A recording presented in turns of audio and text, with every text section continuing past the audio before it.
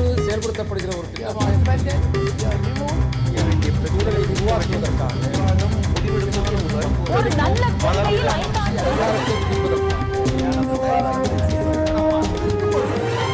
நடராஜ் குறுக்கிட்டீங்க. இல்லை, அவங்க சொல்கிறதுல ஒரு அவங்க கருத்து ஒன்று ஏற்றுக்கொள்கிறேன். காவல் நிலையத்துக்கு சென்று அங்கே க்யூவில் நின்று அங்கே கொடுக்க இவரும் சொன்னார், பத்ரி சாரும் சொன்னார், இது அட்மினிஸ்ட்ரேட்டிவ் ஹியூஜ் எக்ஸசைஸ் அப்படின்னு. அதான் அது அவர்கள் யோசித்து கொண்டிருக்காங்கன்னு நினைக்கிறேன். கணினி மூலமாக செய்யலாமா, ஆன்லைனில் கணினி மூலமாக பதிவு செய்யலாமா, அது செய்தால் இன்னும் கொஞ்சம் துரிதமாக அது நடக்கக்கூடிய வாய்ப்பு இருக்கிறது. ஆனால் இது செய்ய வேண்டியது முக்கியம் என்பது இந்த பாட்லா குண்டு சம்பவம் டெல்லி அருகில் நடந்தது. அந்த ஒரு குடியிருப்பில் ஒரு ஃப்ளாட்டில் கிட்டத்தட்ட ஒரு 10 இளைஞர்கள் இருந்தார்கள். அதில் என்ன பிரச்சனை நடந்தது நமக்கு எல்லாருக்கும் தெரியும். அதில் இந்த என்கவுண்டர் போது ஒரு இன்ஸ்பெக்டர் சர்மா கூட அவர் குண்டடிப்பட்டு அவர் இறந்தார். அப்புறம் அதை பற்றி ஒரு சந்தேகம் எழுப்பப்பட்டது, அந்த என்கவுண்டரை பற்றி கூட. அதற்கு பிறகு நீதிமன்றம் அது சரியானது சொல்லிவிட்டது. இப்போ பிரச்சனை கிடையாது. இந்த மாதிரியான ஒரு பிரச்சனைகள் எழக்கூடும். ஏன்னா இப்போ சொல்கிறாங்க இல்லையா, பக்கத்து வீட்டில் யார் இருக்காங்க கூட தெரியாது, அந்த மாதிரி நிலை இருக்கிறது. அப்படிங்கும் பொழுது நிச்சயமாக இது மாதிரியான பதிவுகள் செய்து ஆக வேண்டும் என்ற ஒரு கட்டாயம் அதுவே நமக்கு ஒரு முக்கியமாக தெரிகிறது. திரு ராதாகிருஷ்ணன், தனி மனித சுதந்திரம் பறிபோய் விடும் அப்படின்ற கருத்து சொல்றீங்க. இதுல தனி மனித சுதந்திரம் பறிபோகிறதுன்றது என்ன அடிப்படையில் சொல்றீங்க? அது ஒரு வீட்டில் வாடகைக்கு குடியிருக்கக்கூடியவங்க தகவல்களை தெரிவியுங்கள் என்று சொன்னால் அது தெரிவிக்கிறது ஒரு காவல்துறையிடம் தான் இருக்க போகிறது. அதில் சுதந்திரம் எங்கே பறிபோகிறது? என்னுடைய வீட்டை யாருக்கு நான் வாடகைக்கு கொடுக்க வேண்டும் என்பது என்னுடைய உரிமை. அதில் அவர்கள் தலையிட முடியாது. யாருக்கு நான் கொடுக்க போகிறேன், அவர்கள் எப்படிப்பட்டவர்கள், நல்லவர்களா கெட்டவர்களா என்பதை அறியும் உரிமை எனக்கு மட்டுமே உள்ளது.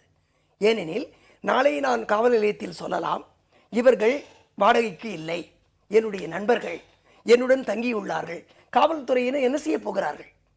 எல்லா வாடகைக்கு குடியிருப்பவர்களும் என்னுடைய நண்பர்கள், அவரிடம் எந்த வாடகையும் நான் வசூலிப்பதில்லை என்று சொன்னால் இந்த காவல் நிலையமும் இந்த சட்டமும் என்ன செய்ய போகிறது? என்னை தடுக்க முடியாது. நீங்கள் கண்டிப்பாக சொல்ல முடியாது என்னிடம், நீங்கள் வாடகைக்கு தான் வைக்க வேண்டும் ஒருவரை, நண்பர்களாக நீங்கள் அவர்களை அனுமதிக்க கூடாது. அப்படி எந்த காவல் நிலையமும் எனக்கு ஆணையிட முடியாது.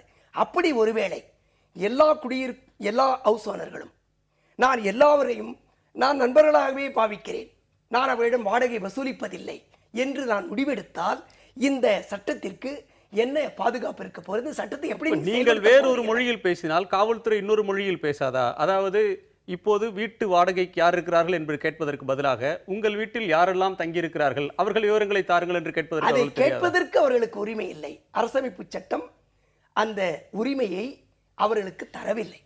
ஆர்டிகல் 21 ஆஃப் த கான்ஸ்டிடியூஷன் அப்படின்றது right to live with dignity, அது என்னுடைய உரிமை. நான் வாடகைக்கு குடியிருக்கிறேன் என்று சொல்லவே நான் அஞ்சுகிறேன். ஏனெனில் என்னை ஏழையாக நீங்கள் நினைக்கிறீர்கள்.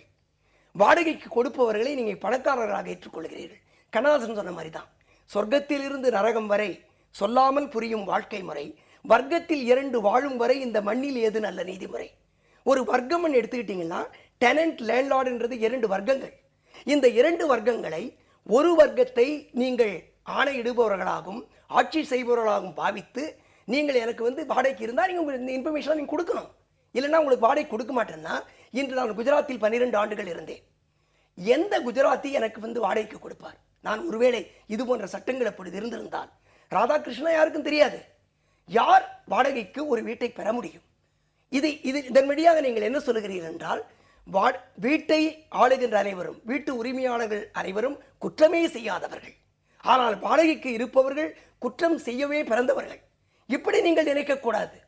வாடகைக்கு குடியிருப்பவர்களாக இருந்தாலும் சரி, வாடகைக்கு கொடுப்பவர்களாக இருந்தாலும் சரி, இருவரையும் நீங்கள் சமமாக பாவிக்கும் ஒரு சட்டத்தை கொண்டு வாருங்கள், நாங்கள் அதை ஏற்றுக்கொள்கிறோம். சரி, இது சமமா சமம் இல்லையா என்பது பற்றிய பிரச்சனை அல்ல. ஆனால் நீங்கள் எழுப்பிய ஒரு கேள்வி முக்கியமானது. வாடகைக்கு குடியிருப்பவர்கள் எல்லாம் அவர்களை பற்றி விவரங்கள் வேண்டுமென்றால் வாடகைக்கு வீடு தரக்கூடியவர்களை பற்றிய டேட்டா பேஸ் நம்முடைய காவல்துறையிடம் இருக்கிறதா? அதை பற்றிய விரிவான தகவல், யாரெல்லாம் வீட்டின் உரிமையாளர், அவருடைய புகைப்படமோ அவருடைய முன்பின் அனுபவங்கள் இவையெல்லாம் நம்மிடம் இருக்கிறதா என்பது ஒரு கேள்வி. திரு பத்ரி, இவர்கள் முன்வைப்பதைப் போல தனிநபர் சுதந்திரம், ஒரு மனிதன் கண்ணியத்தோடு வாழ்வதற்கான உரிமையை இது பறித்து விடும் அப்படின்ற ஒரு கருத்தை முன்வைக்கிறாங்க. அது உங்களுக்கு ஏற்புடையதா? இல்லை, அது கொஞ்சம் எக்ஸாஜரேட் பண்ணுற மாதிரி இருக்கு எனக்கு. இதில் திரு ராதாகிருஷ்ணன் சொன்னதில் ஒவ்வொரு சென்டென்ஸையுமே கண்டெஸ்ட் பண்ணி இது ஏன் சரியில்லைன்னு சொல்லலாம். முக்கியமாக அதை எடுத்துப்போம். இன்றைக்கு நான் வந்து ஒரு சொத்தை வீட்டை வாங்குகிறேன்னா நான் வந்து பத்திரப்பதிவு அலுவலகத்தில் போய் பதிவு செய்யணும். இப்போ என்னுடைய ஃபோட்டோ கொடுக்கணும், என்னுடைய பேன் நம்பர் கொடுக்கணும். இந்த வீடு என்னுடையது அப்படின்னா என்னுடைய எல்லா தகவல்களும் போலீஸ் ஸ்டேஷனில் இல்லாவிட்டாலும் பத்திரப்பதிவாளர் அலுவலகத்தில் இருக்குது, அது போய் எடுத்துகிட்டு வந்துடலாம். நீங்கள் இங்கே பிரச்சனை ஒருவேளை போலீஸ் அத்தாரிட்டிங்கிறதுலையாக இருக்கலாம். அதை மாற்றி அழகாக பத்திரப்பதிவு அலுவலகத்தையோ அல்லது இது போன்ற ஏதோ ஒரு பதிவு அலுவலகத்தில் ஒரு வீட்டில் இருப்பவர் யார் என்ன போன்ற எல்லாம் அவங்க வீட்டில் இருக்கிற எல்லா டீட்டெயில்ஸும் கூட தரணுங்கிறது இல்லை. யாருக்கு நீங்கள் வீட்டை வாடகைக்கு தருகிறீர்கள், இந்த தகவலை வந்து ரொம்ப பெருசாக நம்ம எக்ஸாஜரேட் பண்ணி இது ரொம்ப மோசம், இது வந்து வர்க்க பிரிவினை ஏற்படுத்துதுங்கிற அளவுக்குலாம் போகலை. இதில் எதுக்கு இங்கே டிக்னிட்டி எந்த விதத்துலையும் குறையல. இது நம்ம ரொம்ப எக்ஸாஜரேட் பண்ணதுனால நம்ம அடிப்படையில் வந்து போலீஸ் எதற்காக இதை சொல்லுறார்கள், இது போலீஸ் சொல்லணுமா இல்லை இதை அரசு சொல்லணுமாங்கிற அந்த கேள்விக்குள்ளே போகாமல் இதை ஒட்டுமொத்தமாக தடுத்து நிறுத்தணும்னு போராடணும் அப்படிங்கிற மாதிரி களத்தில் இறங்கின மாதிரி எனக்கு தோணுது. அது தேவையில்லைன்னு போலீஸ் ஏன் சொல்கிறது என்றால் இதுபோல் தீவிரவாதிகள் சமூக விரோதிகள் செயல்பாட்டை தடுத்திட சென்னையில் வாடகை வீடுகளில் இருப்பவர்களை ஒழுங்குபடுத்த ஒரு திட்டம் கொண்டு வரும். அப்படி ஒழுங்குபடுத்துவதற்கான அவசியம் தேவை இருக்கிறது அப்படின்னு நீங்க நம்புறீங்களா திரு நடராஜ்? இப்போ நீங்க கல்கட்டா எடுத்துக்கங்க, டெல்லி எடுத்துக்கங்க, பூனே, மும்பை, இங்கே எல்லாத்துலேயும் இருக்குது. இப்போது ஒரு உதாரணம் நான் சொல்கிறேன். போன வாரம் நுங்கம்பாக்கத்துலேருந்து ஒரு பொண்ணு வந்து டெல்லிக்கு போயிருக்கிறா வாடகைக்கு குடியிருப்பதற்காக. அவங்க வந்து வாடகை குடியிருக்கிறார்.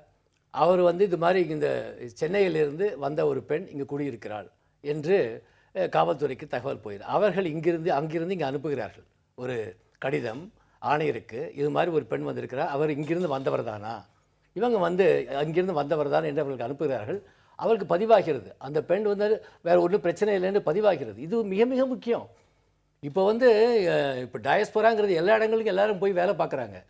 இப்போ ஒவ்வொரு இடத்துக்கும் போகும்போது நமக்கு அங்கே எந்த ஒரு பேங்க்கில் போய் கேட்டாலும் அட்ரஸ் ப்ரூஃப் கேட்குறாங்க, எல்லாத்துக்கும் ஒரு ப்ரூஃப் கேட்குறாங்க. அப்படி இருக்கும் பொழுது இது வந்து நல்ல முறையில் அவர்கள் இங்கே இருக்கிறார்கள், அவர் எங்கிருந்து வந்தவர்கள் என்பது தெரிவிக்கப்படுகிறது. அதில் என்ன பிரச்சனை இருக்குன்னு எனக்கு புரியல. அண்ட் காவல்துறை தான் செய்யணும். நீங்கள் வந்து காவல் அலுவலகம், அரசு அலுவலகம் 24/7 அதில் இப்போ இயங்கக்கூடிய ஒரு அலுவலகம்னா காவல் நிலைய அலுவலகம் தான். இவர் சொல்கிற மாதிரி ரெஜிஸ்டர் ஆஃபீஸில் போயிட்டு யார் போய் தேடுறதாங்க? காவல் நிலையம் எப்போது இருக்கிறார்கள்? காவல் நிலையத்தை அதான் திரும்ப சொல்கிறோம், காவலர்களை உங்கள் நண்பராக கருதுங்கள். அது ஒரு அலுவலகம், அரசு அலுவலகம். அங்கே நீங்கள் நல்லது கெட்டதுக்கு அங்கே தான் போயாகணும். அதனால அதுல நம்ம வந்து ஏன் இவங்க செய்யறாங்க, வேற மாதிரி செய்யணும். நல்லதுக்கு போற மாதிரியான சூழல் இருக்குல்ன்றது அவங்களுடைய அதெல்லாம் மாறணும். எவ்வளவு நாள் நம்ம இதே சொல்லிக்கிட்டு இருக்க போறோம்? எவ்வளவு நாள் நீங்க வந்து எனக்கு உங்களை பிடிக்கல சொல்லி நீங்க தான் எனக்கு வேலை செய்யணும் இப்படி செய்வாங்க? நீங்க வந்து நம்புங்க, நல்ல முறையாக அவங்க செய்வார்கள். தவறு செய்தால் எந்த ஒரு தவறு இருந்தாலும் சுட்டி காட்டுங்கள். எனக்கு ரொம்ப பயமா இருக்குங்க. அப்ப நன்னடத்தை சர்டிபிகேட் போலீஸ்ல இருந்து இல்லைன்னா நான் டெல்லியிலயோ வேற எங்கேயுமே குடியேற முடியாது போல இருக்கு. இப்ப அந்த பெண்ணை வந்துட்டு இங்க இருக்கல, இல்லை இவங்களுக்கு வேற ஏதாவது ஆன்டிசிடென்ட்ஸ் இருந்ததுன்னு இவங்க சொல்லிட்டா உடனே அந்த ஹவுஸ் ஓனர் வந்து அங்கிருந்து தடுத்திடுவாங்களா? அப்படின்னா இடமே இருக்காதா? அப்ப நான் ஒவ்வொரு நேரத்திலையும் நன்னடத்தை சர்டிபிகேட் உள்ளவளாக இருந்தால் மாத்திரம்தான் எனக்கு எங்கேயுமே குடியிருப்பதற்கு இடம் இருக்கும் என்ற அர்த்தமா? எனக்கு தெரியல. அது நன்னடத்தை கொடுப்பதற்கு அவரு நீங்க சர்டிஃபை பண்றாங்க, நீங்க வந்து என்ன சொன்னீங்க? நன்னடத்தை இந்த இடத்துல வந்திருக்கிறாங்க, அவங்க மேல ஒண்ணும் பிரச்சனை இல்ல, பிரச்சனை கிடையாது. நீங்க சொன்னீங்க எதற்காக ஏன் நான் எங்க இருந்து வேண்டும் என்றால் வரலாம், எதுக்காக நான் என்னுடைய இந்தியா என்பது எங்கிருந்து வேண்டுமானாலும் எந்த மனிதனும் இந்தியாவின் எந்த பகுதியிலும் தங்கலாம் அல்லவா? என்னுடைய அடிப்படை தவறு இருக்கிறது எனக்கு புரியல. இல்ல போகிறதுல பிரச்சனை இல்லை. இப்ப நாம வந்து ஒரு ஊர்ல இருந்து இன்னொரு ஊர், இப்ப நம்ம வந்து ஒரு ஊர்ல இருந்து கிளம்பி இன்னொரு ஊருக்கு போய் அங்க இருக்கக்கூடிய ஒரு உறவினர் வீட்டுல தங்குறப்ப நம்ம யார்ட்டையும் பதிவு பண்றது இல்லை. நீங்க ஆனால் இன்றைக்கு வந்து பெருநகரங்கள்ல ஹோட்டல்களுக்கு போகணும்னா அங்க நீங்க ஏதாவது ஒரு சீட்டு நம்ம கிட்ட இருக்கணும். உங்களுக்கு ஒரு அடையாள அட்டை கொடுத்தாகணும். அது கொஞ்சம் இங்க வந்து எக்ஸ்டெண்ட் பண்றாங்க. அது நான் ஒரு பெரிய தப்புன்னு நினைக்கல. ஏன்னா நான் ஒரு தவறான ஒரு செயலோ ஒரு குற்றச்செயலோ நடந்ததுன்னா அதற்கு பிறகு நம்ம வந்து போலீஸ் தான் குறை சொல்றோம். பட் அதே சமயத்தில் வந்து நம்ம உங்கள் பார்வையில் இந்த டேட்டாபேஸ், இந்த தகவல்களை சேகரிப்பது என்பது குற்றங்களை தடுக்க உதவும் அப்படின்னு உதவும். ஆனா நீங்க பேசும்போது நான் குறுக்கிட்டேன், நீங்க சொல்லுங்க.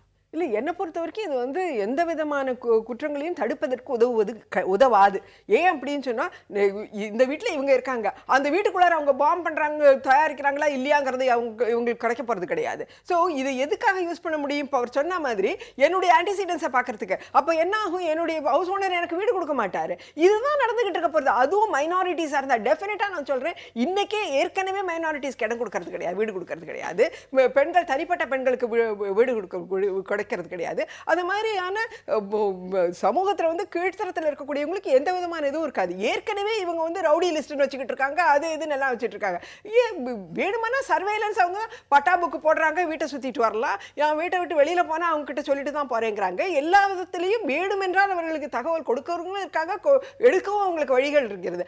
அதையும் மீறி நான் எங்கெல்லாம் இருக்கணும், அதுவும் நான் வாடகைதாரனாக இருந்தால், நான் சொந்தக்காரனாக இருந்தால் பரவாயில்ல, ஸோ வசதி இல்லாதவனாக இருந்தால் எதுவுமே பண்ண முடியாது. அது வெளியூர்லேருந்து வந்து இங்கே எதுவுமே பண்ண முடியாது. இன்னைக்கு பீகாரிஸும் பெங்காலிஸும் மற்றும் ஒரிசா பீப்புளும் தான் இங்கே எல்லாமே வேலை செஞ்சுட்டு இருக்காங்க. அவங்களுக்கு எந்த விதமான இடமும் இல்லை. ஏதோ சின்ன சின்ன இடங்கள்ல அவங்க வாடகைதாரராக போகிறாங்க. அது எல்லாத்தையும் எழுதி கொடுத்துக்கிட்டே இருக்க முடியுமா?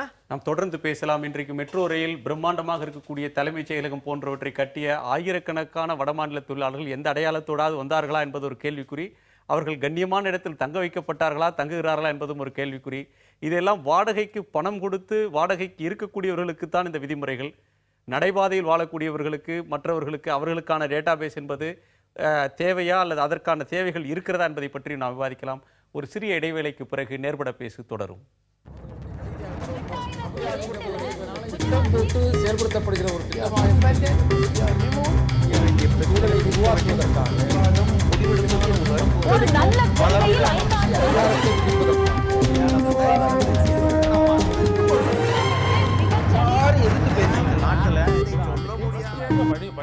மக்கள் தங்களுடைய பங்களிப்பை அளிக்க வேண்டும்.